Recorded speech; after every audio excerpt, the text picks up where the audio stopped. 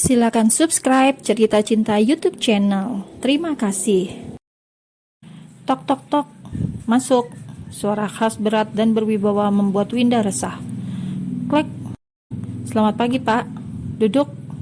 Winda langsung duduk. Ada apa ya, Pak? Kenapa Bapak memanggil saya? Pria berusia 45 tahun itu meletakkan iPad yang semula ia pegang, kemudian menatap Winda yang duduk di depannya. Maaf membuat kamu tidak nyaman. Hanya saja saya tidak suka membuang-buang waktu. Saya suka to the point. Iya, ini undangan acara besar. Saya mau kamu datang bersama saya. Saya? Winda menelan ludah. Ada yang tidak beres. Winda mulai curiga. Acara apa, Pak? Buka saja. Winda pun membuka amplop yang terlihat mewah dengan benang emas tersebut. Sebuah undangan acara besar yang hanya bisa dihadiri untuk kalangan elit terbatas. Diadakan di Jakarta minggu depan. Sangat bagus buat jenjang karirmu. Ikut saja, nanti saya kenalkan dengan banyak orang yang mungkin bisa berdampak baik dengan karirmu. Di Jakarta ya, Pak? Iya, kenapa? Enggak apa-apa. Oh ya, satu lagi. Salah satu tamu penting adalah keluarga besar saya. Jadi saya harap kamu datang. Sebab mungkin akan saya kenalkan juga dengan mereka. Winda semakin resah. Ingin menolak tapi titah bos. Kamu paham kan, Winda? Winda mendongak. Saya harap kamu bisa datang. Kalau Winda berhalangan bagaimana, Pak? Usahakan. Karena setelah acara itu, mungkin kita akan ke rumah saya yang ada di sana. Saya mau kenalin kamu sama putri saya. Aduh, kepala Winda itu semakin pusing. Entah mengapa ia merasa Pak Yudhistira menyerang tanpa memberinya kesempatan untuk menolak. Putri Bapak yang tinggal bersama ibunya itu? Tanya Winda hati-hati. Iya, tapi sepertinya dia akan ikut ke Bali. Karena mantan istri saya sudah menikah lagi. Oh, saya harap kamu bisa dekat dengan putri saya. Aduh, kalian bisa berteman terlebih dahulu, saran Pak Yudhistira dengan seenaknya. Sebentar, Pak, apa Bapak menyukai saya? Tiba-tiba pertanyaan konyol itu meluncur dari mulut Winda. Yudhistira sang duda mapan dan tampan itu malah tersenyum, memperlihatkan lesung pipinya. Jadi meski umur 40-an, Pak Yudhistira ini masih kelihatan ganteng. Mungkin karena orang kaya, seolah menolak tua. Anggap saja seperti Mas Anjas si Encep. Makin tua makin uhui. Winda, saya bukan remaja lagi. Hal manis mengenai percintaan, tentang kata sayang, rayuan, dan gombalan itu bagi saya tidak penting. Bukankah wanita ketika sudah seusia kamu akan memilih pendamping yang akan bisa menjamin masa depan kelak? Saya bukan pria romantis, tapi akan saya pastikan kamu akan jadi satu-satunya. Duda tampan dan mapan itu menatap dengan mata tulus, membuat Winda galau. Ruang kerja Winda. Tok tok tok. Masuk. Kadek langsung masuk. Ia penasaran banget sama hasil pertemuan Winda dan Pak Yudhistira. Suruh ngapain sama Pak Yudhis? Kadek langsung duduk dan memasang wajah ingin tahu. Tahu nih. Winda bersandar pada kursi, memutar kursinya kemudian mengusap wajah. Lo kenapa? Gawat, sepertinya gue bakal dilamar Pak Yudhis. What? Kabar bagus. Wait, tunggu dulu. Terus nasib cowok yang kemarin bagaimana? Bagaimana apanya? Dia bukan cowok gue. Dan lagi kami gak pacaran. Hah? Yang bener aja. Kalian bahkan sudah ucap Kadek penuh dengan kode. Bukan, dia bukan cowok gue. Iya, Kadek tersenyum, tapi seolah tidak percaya. Jelas-jelas lo ada rasa, mata lo gak bisa dusta. Kadek bergumam dalam hati sambil melirik, membuat Winda kesal. Beneran, kami gak pacaran, Dek, ucap Winda yang melihat ekspresi tidak percaya temannya itu. Iya, Win, iya. Winda masih masam, karena sepertinya mau menyangkal bagaimanapun Kadek tidak percaya.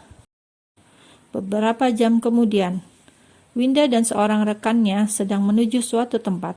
Ia akan menemui klien khusus. Mereka sudah janji di sebuah tempat. Kalau kita berhasil kerjasama, lumayan loh Win, kata rekan kerja Winda yang sedang merapikan dandanan. Ia sibuk memoles make up saat keduanya ke toilet. Itu bibirnya, warnanya jangan terlalu strong. Celetuk Winda kemudian memberikan tisu basah, membuat rekannya masam. Usaha Win, dengar-dengar klien kita ini anak konglomerat, ucapnya antusias. Ada aja kamu ini. Nggak apa-apa kan, siapa tahu jodoh, celetuk teman kerjanya. Saya buruan, nanti kita telat. Cus. Mereka berdua keluar dari toilet, kemudian berjalan sedikit lalu masuk lift. Keduanya menuju tempat yang sudah ditentukan. Masih kosong, mereka belum datang, gumam Winda. Kemudian masuk ke sebuah ruangan dengan meja dan kursi yang tertata rapi. Saat Winda mengeluarkan laptop dari tas gusi miliknya, terdengar derap langkah yang semakin jelas suaranya. Sementara itu, rekan kerjanya sibuk memoles bedak, langsung buru-buru memasukkan alat make up dan pura-pura meraih berkas. Seorang pria berjas navy masuk dan memberikan salam. Selamat siang, maaf membuat menunggu, ucap pria tersebut. Rekan kerja Winda langsung sumringah. Ganteng juga, batin wanita yang punya cita-cita menikahi pria kaya tersebut. Pria itu kemudian berbalik dan membuka pintu untuk bosnya yang belum masuk. Silakan tuan. Lah, aku kira dia bosnya. Rekan kerja Winda yang bernama Intan itu pun langsung menelan ludah karena salah mengenali target. Gila, sekretarisnya aja cakep, bosnya. Ya ampun, ini mah paket komplit. Gumamnya kemudian memasang muka yang paling manis. Ia menatap kagum pada sosok pria ganteng, masih muda, rapi, cool, dan sedikit berbulu rapi di wajahnya. Sedangkan Winda, wanita itu mendesis sambil mencengkeram mouse portable yang kebetulan ia pegang saat ini. Ia memejamkan mata, menahan kesal. Kenapa ia tidak curiga sebelumnya?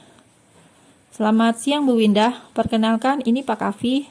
Dan Pak Kavi, ini Bu Winda. Winda tersenyum ramah pada sekretarisnya Kavi. Tapi ketika Kavi mengulurkan tangan untuk berjabat tangan, Winda mencengkram tangan pria tersebut. Itu karena jari Kavi mencoba menggelitik telapak tangannya. Lebih dari 30 menit mereka membahas masalah pekerjaan. Kemudian saat urusan selesai, Winda pun pamit untuk undur diri. Seperti apa yang ia bayangkan, Kavi tidak mengizinkan wanita itu pergi dengan mudah. Sebentar Nona Winda, ada beberapa klausa yang belum saya pahami. Mereka semua menatap Kavi, kemudian ganti melihat ke arah Winda.